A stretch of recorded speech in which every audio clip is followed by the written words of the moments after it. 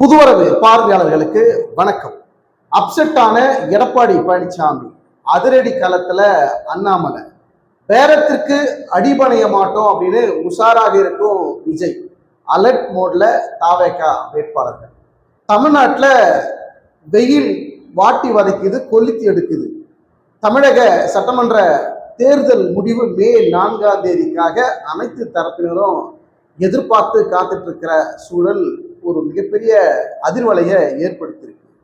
நடந்தது ஒண்ணு, நடப்பது ஒண்ணு, நடக்க போவது வேற. இதுதான் தமிழக சட்டமன்ற தேர்தல் முடிவாக இருக்கும்.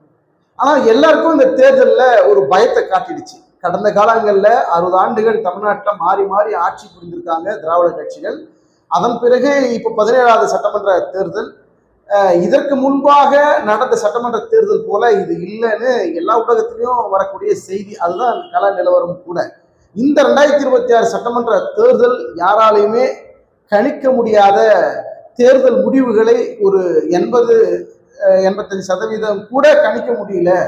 யாருக்கு வெற்றி வாய்ப்பு அதிகமாக வரும்னு கூட தெரியாத ஒரு சூழல் தான் இந்த தேர்தல் அமைந்திருக்கு. அதற்கு காரணம் விஜயனுடைய அரசியல் வருகை. திமுக தமிழகத்துல 5 ஆண்டுகள் ஆட்சி புரிந்தாங்க. அதற்கு முன்பாக எடப்பாடி பழனிசாமி 4 ஆண்டுகள் ஆட்சியில் இருந்தாங்க. மீண்டும் நான் வரணும்னு அவங்களுக்குள்ள போட்டி. ஆனால் நீங்க 2 பேருமே யாரும் வர வேணாங்க, நான் வரேன் பாருங்க அப்படின்னு விஜய் ஒரு களத்துல அதிரடி காட்டுறாரு. ஆனா இந்த தேர்தல் விஜய்க்கு சாதகமான தேர்தலா அப்படின்னா உண்மையிலே சாதகமான தேர்தல் தான். விஜயனுடைய அரசியல் வருகையினால 2 தலைவர்களுக்கும் மிகப்பெரிய ஒரு வருத்தத்தையும் ஒரு சோகத்தையும் கொடுத்திருக்குதுன்னா இது கலை யதார்த்தமான உண்மைதான்.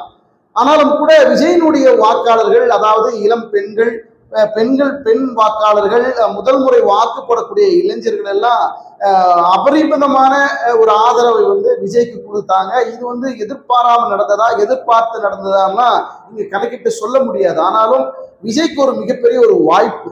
இங்க இந்த தேர்தல்ல ஒரு தொங்கு சட்டசபை அமைந்தால் நான் தான் கிங் மேக்கர் அப்படின்னு விஜய் ஒரு கணக்கு போடுறாரு.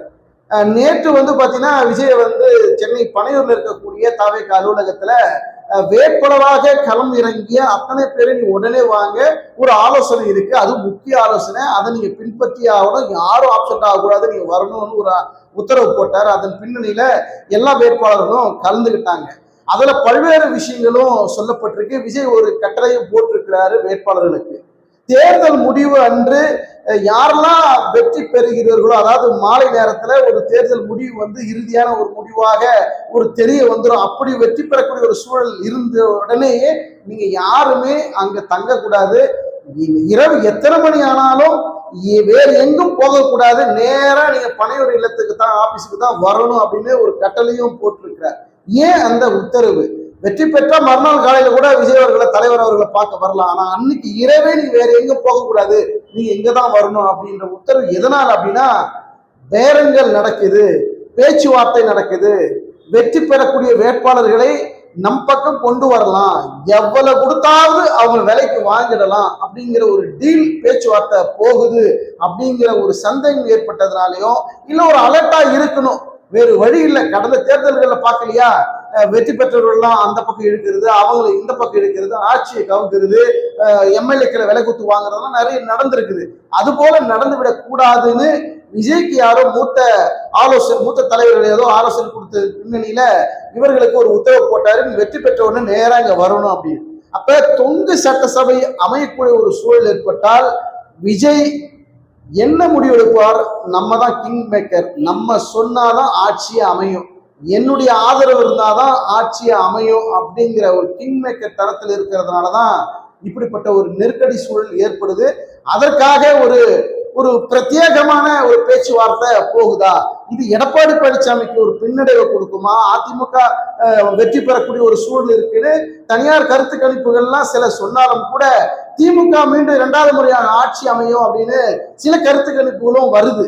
அப்ப அவங்களா நாங்களான்னு மிகப்பெரிய ஒரு எதிர்பார்ப்பு, ஒரு பயத்தை, ஒரு அச்சுறுத்தலை, ஒரு சோகத்தை அது திமுக தலைவர் ஸ்டாலினுக்கும் சரி, இங்க எடப்பாடி பழனிசாமிக்கும் ஏற்பட்டிருக்கிறது நிதர்சனமான உண்மை.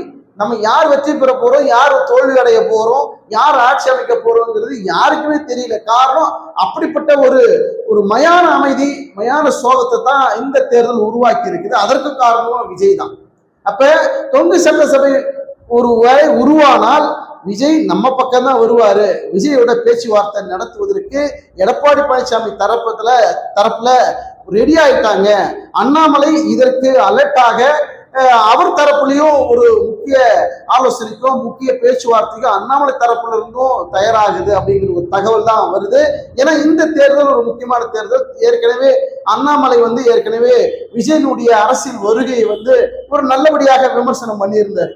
ஆனா விஜய் அவருடைய அரசியல் வருகைங்கிறது ஆரோக்கியமானது. ஜனநாயக நாட்டில் யாரும் வரலாம். அவருக்கு இருக்கக்கூடிய அந்த நம்பிக்கை, பெண்கள், இளைஞர்கள் விஜய் மீது ரொம்ப அபரிமிதமான நம்பிக்கை வச்சிருக்கிறாங்க. அந்த நம்பிக்கை விஜய் அவர்கள் காப்பாற்றிக் கொள்ள வேண்டும். விஜய் குறைத்து யாரும் மதிப்பிடக்கூடாதுன்னு ஏற்கனவே அண்ணாமலை ஒரு செய்தியாளர் சந்திப்புல சொல்லியிருப்பாரு. அப்ப இந்த தொங்கு சட்டசபை உருவாகின்ற ஒரு சூழல் ஏற்பட்டால் விஜயுடன் பேச்சுவார்த்தை நடத்த போவது அண்ணாமலையா எடப்பாடி பழனிசாமியா, இந்த ரெண்டு பேர்ல யார் அப்படிங்கிற ஒரு முக்கிய ஒரு ஒரு தகவல் இப்ப செய்தி பரவலாக போய்கிட்டு இருக்கு. அப்ப தொங்கு சட்டசபை உருவாகிடுமா அப்படிங்கிற ஒரு பிம்பம் இருக்கா அப்படின்னா நிச்சயமாக இருக்கு. அதிபெரும்பான்மையாக வாக்குகளை பெற்று ஆட்சி அமைக்கக்கூடிய ஒரு சூழல் திமுகவுக்கும் இல்லை, அதிமுகவுக்கும் இல்லைங்கிறதுதான் அரசியல் யதார்த்தமான உண்மை. இந்த தேர்தலில் மக்கள் நிச்சயமாக அனைத்து கட்சி தலைவர்களுக்கும் ஒரு பாடத்தை எடுத்திருக்கிறார்கள், ஒரு பாடத்தை கற்பித்திருக்கிறார்கள். நீங்க 5 வருஷம் எங்களை ஆண்டுகிட்டே இருக்கிறீங்க, மாற்றி யோசிச்சோம்னா உங்க நிலைமை என்ன ஆகும் அப்படின்னு ஒரு அதிர்வலைய ஒரு பாடத்தை மக்கள் எடுத்திருக்கிறார்கள் இந்த தேர்தலில் அப்படிங்கிறதா நம்முடைய பார்வையாக, நம்முடைய கருத்தாக இந்த வீடியோ மூலியமா முன்வைக்கிறோம். இப்ப திமுகங்கிறது ஒரு 60 ஆண்டுகள் கடந்த தேர்தல்களை சந்தித்திருக்குது. அதே போல அதிமுக அதே மாதிரிதான்.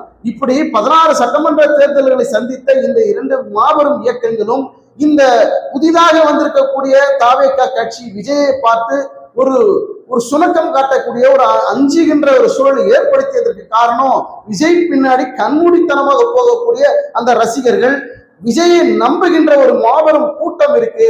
அந்த மாபெரும் கூட்டத்தின் அந்த அதிர்வலை தான் இந்த 2 கட்சிகளுக்கும் ஒரு தாக்கத்தையும் ஒரு மிகப்பெரிய ஒரு பயத்தையும் ஏற்படுத்தி இருக்குதுன்னு சொன்னா அதுதான் உண்மையான கள நிலவரமும் கூட. இப்ப தொங்கு சட்டசபை ஏற்பட்டால் விஜயனுடைய ஆதரவு வேணும். அப்ப நான் தான் கிங் மேக்கர், நான் சொல்றதை கேட்டா தான் நான் வருவேன்னு ஒத்த காலில் நிக்க போறாரு விஜய். இதுல மாற்று கருத்துக்கே இடம் இல்லை. அப்ப என்ன முடிவு எடுக்க போறாங்க அப்படிங்கிறதா மிகப்பெரிய சிக்கல்.